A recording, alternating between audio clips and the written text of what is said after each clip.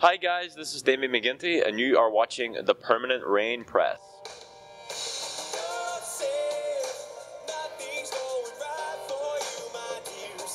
Hey everyone, it's Chloe with the Permanent Rain Press, and today I'm happy to be joined by Damian McGinty. Hi, how are you? I'm good, how are you? I'm doing good, thank you. Good. So welcome to Vancouver. Thanks, it's good to be here.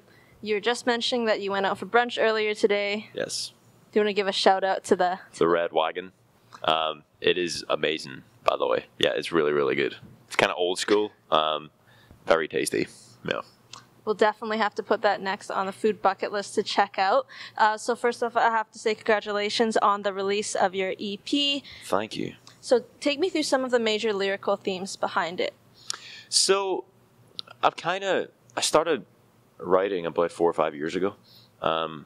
It's something that I always wanted to do, and I just sort of never really had the time. So finally, when I sort of turned 20, 21, I was like, all right, I'm going to dedicate some time to this now and like learn the craft of what it takes to write a song, and a good song, because it's easy to write a song. It's hard to write a good song. So I just was writing for years and just so much. And I mean, a lot of what I write about, particularly on the EP, I did a lot of co-writing on the songs. The team, my producers are Cian Sweeney, Matt Weir, and Pete Wallace, who are all from Ireland. And then some of the co-writes were Mark Kaplis, Ryan O'Shaughnessy, these people that I worked with, and they were just bringing different vibes and flavors into the writing process as well. And a lot of what I like to write about is just kind of, I've seen the world the last 10 years, more of it than your average person. And I like to talk about that and sort of put that into a song, and then obviously relationships and stuff as well. Just kind of life experience and things that I find interesting. So, and I think the audience would like to hear about. Well, I have to say it sounds great. I know you put a lot of heart into it. You should know, obviously, based off of your own relationship right now. Yeah. And listeners can definitely relate to it. You're touring in support of the EP. The Slow Dance Tour closes out tonight in Vancouver. Yeah. It's been the biggest solo tour you've embarked on to date. What are a couple of favorite memories from this run? It's honestly all of it. Like when I reflect on this, and I've done like solo gigs in the US, but in terms of Canada, this is literally the first time I've done any sort of solo work up here. So it's been really nice. This is our 6th and last gig in Canada. But the people have just been so kind, so welcoming. When I reflect on it now that we're almost done, finally, it's been like 7 or 8 weeks. I'm definitely more tired than what I normally am. But the whole thing just has been so encouraging, I think is the right word, because it's all purely independent based, which is a great place to be, but kind of sometimes it can be a scary place to be. I sold tickets through this purely through social media. We didn't work with promoters or anything, so it was like just a really big undertaking. And now that it's all over and we're still alive and it went to plan, it's been a blast. I've loved every minute of it, and I'm so grateful for people that came to the shows. And, we've heard, I think, people had a good time. I hope they did. I'm excited to grow. I'm excited to get better. Hopefully the tour grows and gets bigger over the years, and I'm already looking forward to the next one, yeah.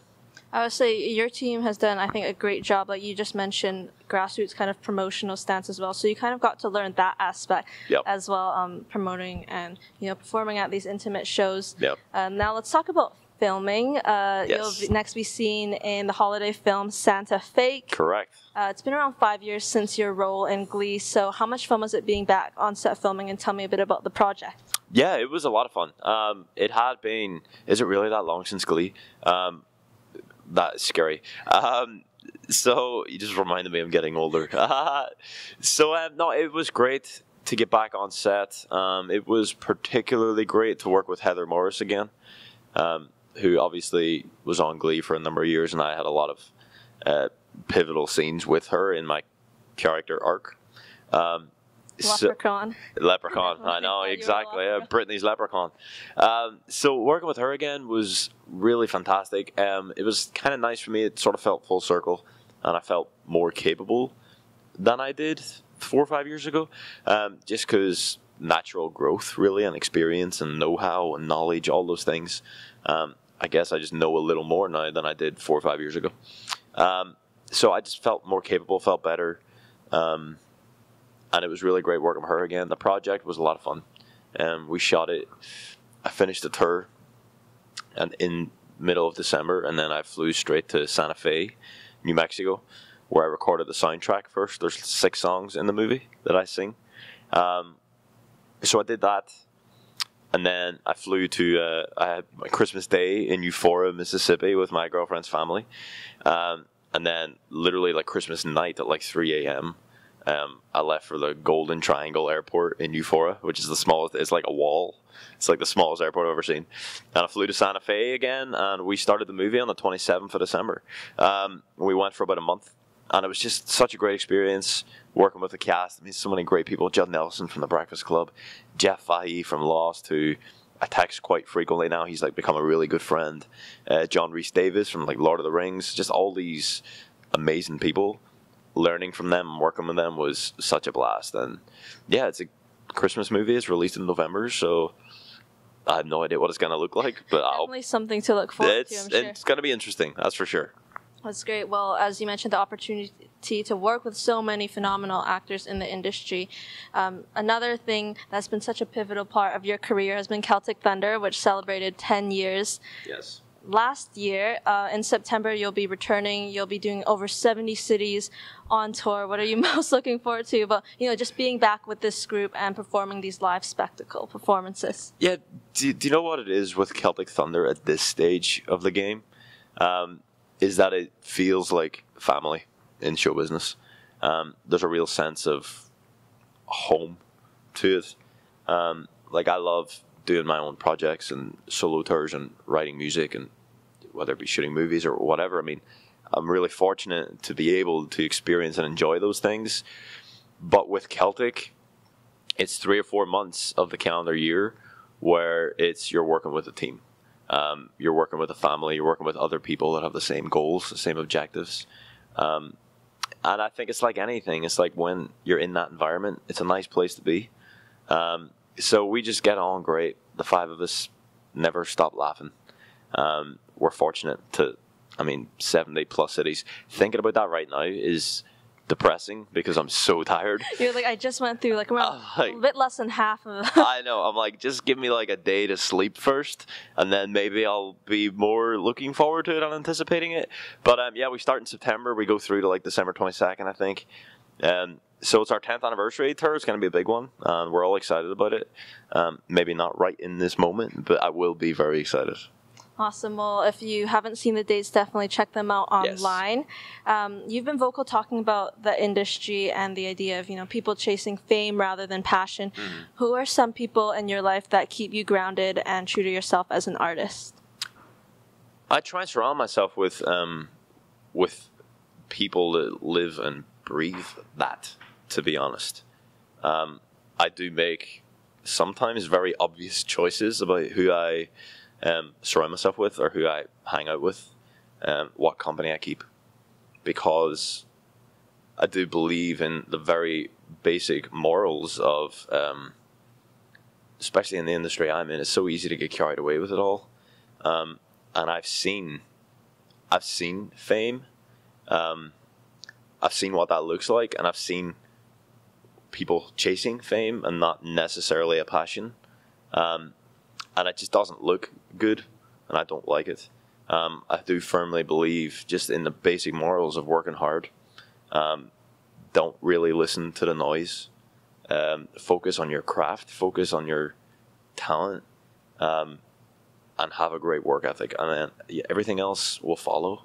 I believe if you chase fame, you're never going to be happy, because people have this idea of fame that is very different than what it actually looks like, because it's highly overrated. From the little bit of experience, it's not real. So I surround myself with people that sort of think those things as well, and that just work hard and are passionate about their crafts and their talents and what they love. And it might not even be in show business. Could be anything. It could be interviewing. It could be more of a even something in college when they're working to get a degree. The simple basics is just a work ethic, and I try and surround myself with people that think like that. Amazing. Well, thank you for those words. I have to say that, it's important because you wake up knowing that what you're doing is genuine. Yeah. Everything you're putting out there is, so it's so great to hear that. Yeah. Now, I would like to know, who are a couple of artists you are listening to on your playlist? Listening to on my playlist, I have a lot of Snow Patrol right now. Because they've got a new album coming out, so they've been like releasing drip feeding singles, which are really good. And I kind of know the guys well, as I kind of know them. I don't know them well, but I've met them several times, and they're really good people. And they kind of didn't release anything for like 8 years, so finally I'm like, yes, this is great. So they're really talented. I'm listening to them a lot. I never get tired of music ever. But for the first time in my life, because on this tour, I've been like doing all the driving basically, and some flights, but mostly driving. Driven close to probably 15,000 miles or something in the last 6-7 weeks. I'm actually tired of music. I'm like, I don't know what to listen to that gets me excited right now. Keeps you up. I know. I need a couple of days to reset my ears. It is kind of, if you're overwhelmed with too much music, you do want a space where you can kind of just sit down and actually silence. Yeah. Like actual listening to what's around you instead of like a particular song. But I love 90s music. I've listened to a lot of playlists from the 90s and the 80s. I think I was born in the wrong era, to be honest. But yeah, I would say right now, number one on the list would probably be Snow Patrol. Yeah. Awesome. Yeah. And our signature question, if you could be any ice cream flavor, which would you be and why? That's a good question. I love mint ice cream, and I feel like it gets a hard time. So I would be mint, and I would try and console myself for getting such a hard time. Mint ice cream gets a hard time. Why does it get a hard time? It's so good. I love it. I'll be mint ice cream. That's a good answer. Yeah. Well, wonderful. Thank you so much, Damian, for taking the time to chat. Damian's EP, No More Time, is out now. Check it out, and we will see you next time. Thank you, guys.